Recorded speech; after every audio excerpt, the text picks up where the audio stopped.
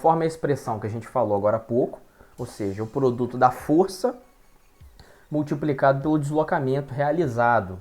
Essa é a forma algébrica de determinar o trabalho. Mas nós podemos determinar também o trabalho fazendo a análise gráfica, quando nós temos o gráfico força versus deslocamento. Na prática, como que a gente determina o trabalho fazendo análise gráfica? Uma vez que a gente tem o gráfico força versus deslocamento, basta que a gente determine a área abaixo do gráfico.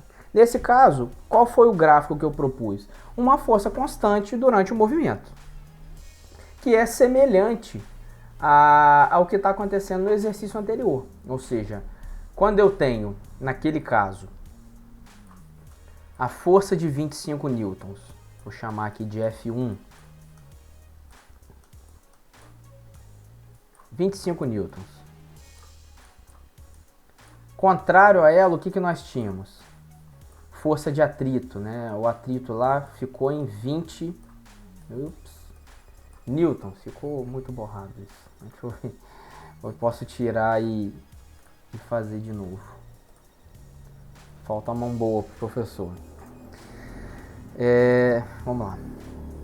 Então nós tínhamos aqui atrito 20 newtons. Então a força resultante, ou seja, aquela que vai dar razão, né, ao movimento, aqui era 250, era 25, tá certo.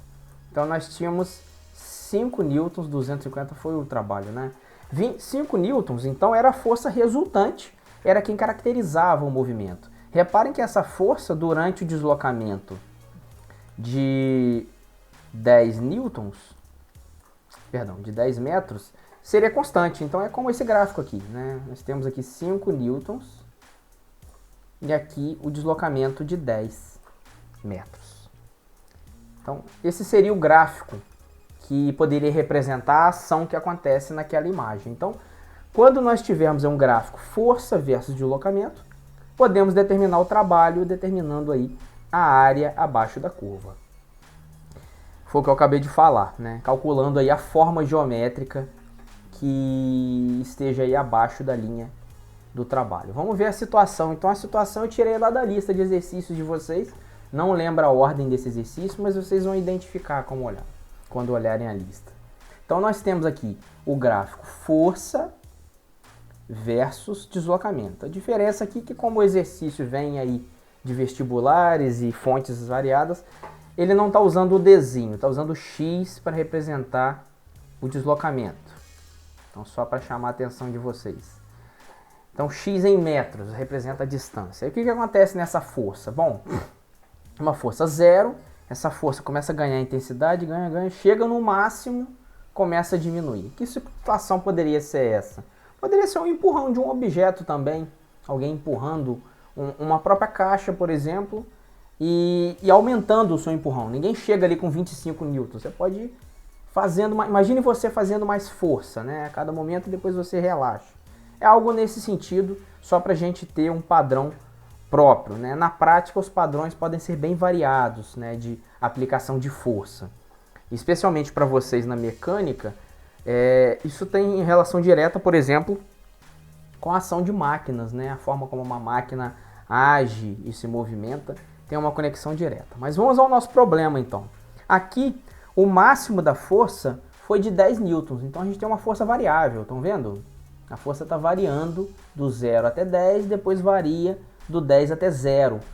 Isso enquanto a distância muda, ou seja, até metade do caminho ele chegou ao máximo, depois chega ao mínimo. Então, como analisar essa curva, né? Como determinar o trabalho que está atuando sobre o objeto aqui em questão? Então, basicamente, nós vamos determinar essa área. E aí, nesse caso aqui, qual o formato que nós temos? Nós temos uma área que é composta de dois triângulos retângulos, né? O triângulo que eu chamei aqui de 1, triângulo 2. Então, são triângulos idênticos, fica mais simples. Oi? Sempre que eu tiver um gráfico força versus deslocamento, a área abaixo será o trabalho. É exatamente isso. E aí a gente vai olhar a forma geométrica.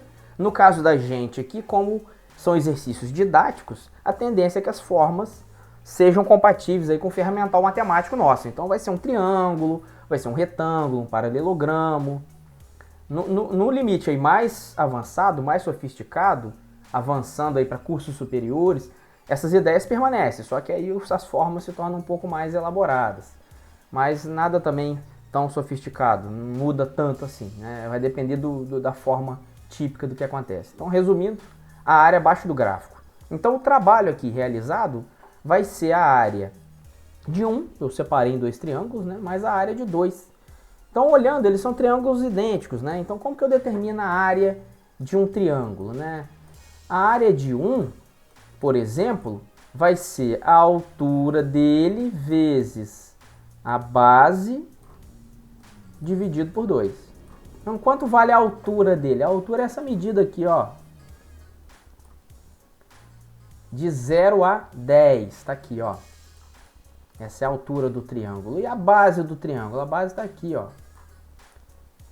Ou de 0 a meio, né? Meio metro. Ou de meio metro a 1, que também dá meio metro. Então, fazendo aí altura vezes base dividido por 2. Lembrando que são 2 triângulos idênticos. Se eles não fossem idênticos, eu faria apenas uma soma.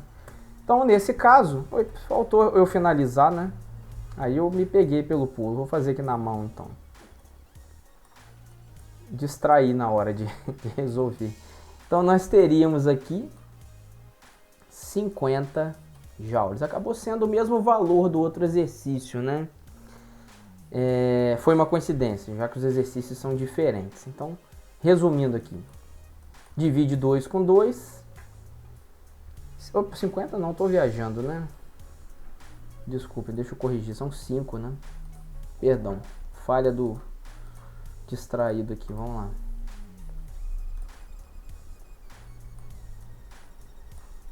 10 vezes meio ainda é 5, né? Não mudou. Estou querendo alterar aí a lógica das coisas. Então, o trabalho realizado 5 joules, não é igual ao anterior.